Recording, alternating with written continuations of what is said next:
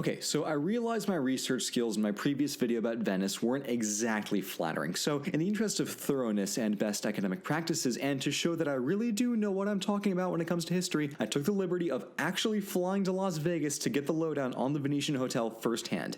Ladies and gentlemen, the findings of my research.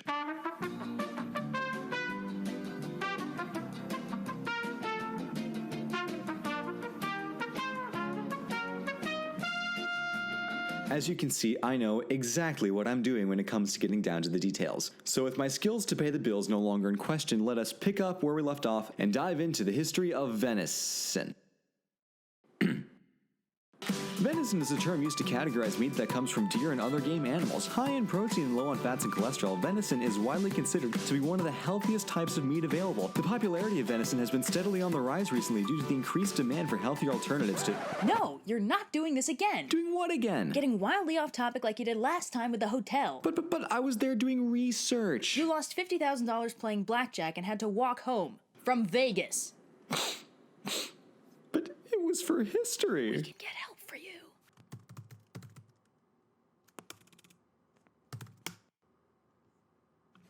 Six hours later. Okay, I'm good. So where we last left off, our recently independent republic, Venice, had just resisted an attempted siege by the Franks, also known as the French, also known as the Holy Roman Empire. I know, it's kinda weird. Our boy Participazio and his son subsequently worked to expand and develop Venice, building more bridges and better connecting it to the sea at large. Giustiniano Participazio oversaw the acquisition, big quotes, of the body of St. Mark, whose gospel you may be familiar with, from its then home in Alexandria.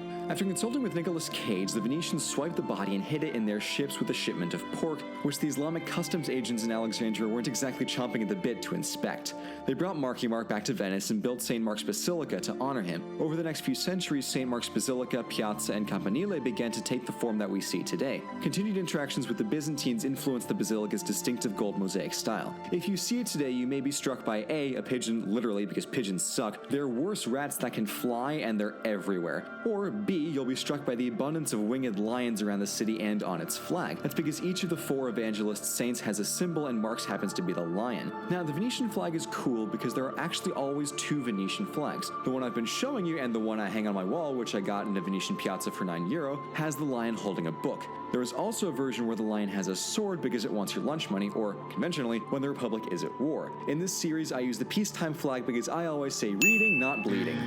In the years after the Partecipazi, Pietro Tradonico launched several military initiatives to fight pirates and secure more territory in the Atlantic. He also sent 12,000 soldiers to help the Byzantines drive Arabic forces from Byzantine-held Crotone, but failed. Pietro Candiano II expanded Venetian territory out from the city back onto the mainland itself, and 2 more Pietro Candiani later, the dynasty was overthrown, and Pietro Orseolo II pushed more heavily in the opposite direction into the Adriatic, establishing a coastal or colonial empire known as the Stato d'Amaro, which stretched down along the eastern Adriatic coast. At the same time, the Byzantines were cool with Venice and the whole maritime power thing, so they made Venetian merchants tax exempt and more trade was made between Europe and the Levant through Venice. To manage all this maritime activity, Venice constructed l'Arsenale, a shipyard on the far east side of the city to house all of the boats. Pro tip, if you're ever in Venice and have 2 hours to kill, just face east and keep walking until you get to it. It takes a while and you may find yourself getting lost, but wandering around with a goal in mind and no map to guide you is really the best way to experience a city like Venice. Also, while you're there, go up the Campanile, as much like PewDiePie, you'll get some damn good views.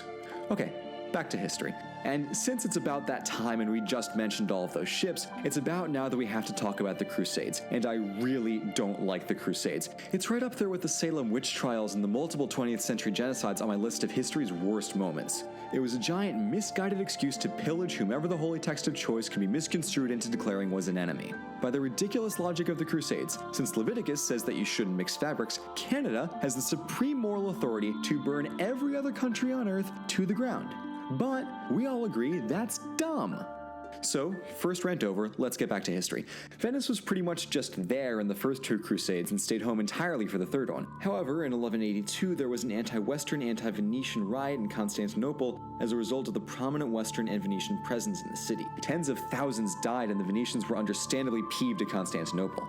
Following with the free-for-all nature of the Crusades, when the Fourth Crusade was called to retake Jerusalem and the Crusaders had no ships this time, Venice agreed to ferry them to the Holy Land as long as they stopped by Constantinople first so they could shoot them some mean side-eye as they passed. They all ended up staying parked outside with the engine running for 8 straight months, at which point there was no money left to pay the Crusaders, and they decided the next best thing to do was to sack poor old Constantinople. Because that's totally what the Bible wanted.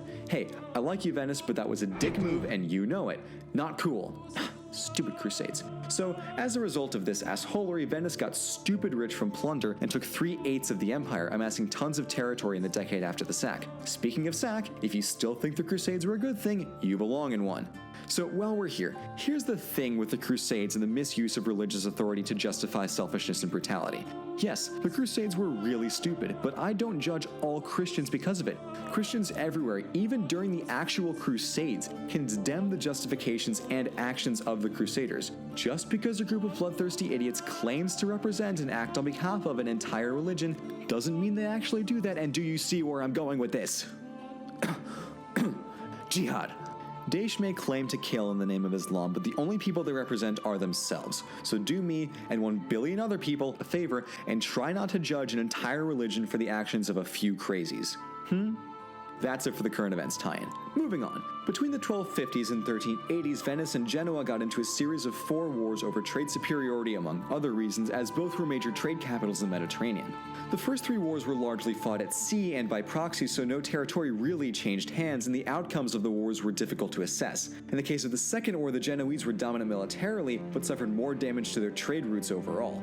Both republics employed a tactic we've talked about before on this channel, piracy and privateering. Even when the Venetians and Genoese weren't at war, they were frequently trying to sabotage the other's economy by attacking ships traveling along their trade routes. The Fourth War was in some ways more definitive and in some ways not. The war culminated in a Genoese siege of Venice, which, though the Venetians resisted at the Battle of Chioggia and forced a Genoese surrender, Venice was financially devastated and agreed to peace terms that overwhelmingly favored Genoa. After the wars, the Venetian Republic gradually recovered from its financial ruin and regained some nearby territory. The Genoese, by contrast, suffered political instability and ultimately were conquered by the French in 1396. Bad luck. You bet the Venetians were pointing and laughing when they caught wind of that one. Small, mostly catty instances of piracy continued for a few decades later. Just kiss already. Gosh. As we near the end of the Middle Ages and realize that Dante is already dead already, whoa, we've entered the Renaissance, which mostly got kickstarted when it did because of Venice's massive amounts of money from trade. Various territories in the Italian peninsula produced raw materials and goods, and Venice was able to fill its canals with gold coins because trade makes all of us richer, and Venice was the heart of Eastern Mediterranean trade. Since the Venetians had the unique situation of not being an empire and therefore not needing to look over some needlessly large mass of land to keep it safe from invasion, Romans, they were able to focus on their city of Venice as the trade hub and use various islands and pockets of coastal land in the Stato de Mar as trade outposts. Who needs Italy when you own the Mediterranean? Thucydides calls this thalassocracy literally sea power and points to multiple instances in his history where control of the seas equates to control of the world. Looking good for Venice. A perk of such thalassocracy was trade power, and one of Venice's most lucrative trades was glass. Venetian glassblowing artisans who had been working in Venice since the 700s were all moved to the Murano Island a mile north of Venice in 1291 on account of a fear that Venice itself might burn down because of a random factory fire. Given Rome and Constantinople's track records for burning down, this was a good call. For centuries, Murano was the place to go for quality glass, which was great for Venetian pocketbooks.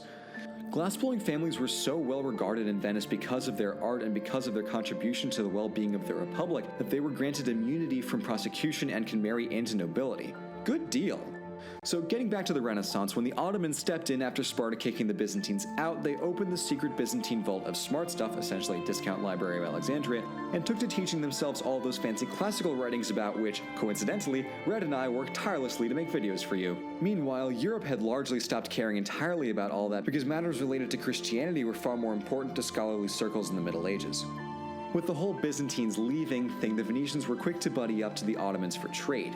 As a result of this mutually beneficial relationship, those long-lost classical human-centric ideas came back into Italy and spread to Europe, influencing a bucketful of famous historical smarty-pantses who are now taught in school and admired in art museums. In the next episode, we'll pick up with the Renaissance and discuss some of its features, highlights, and figures as we follow the history of our beloved Venezia as it continues on its way to eternal glory. A presto.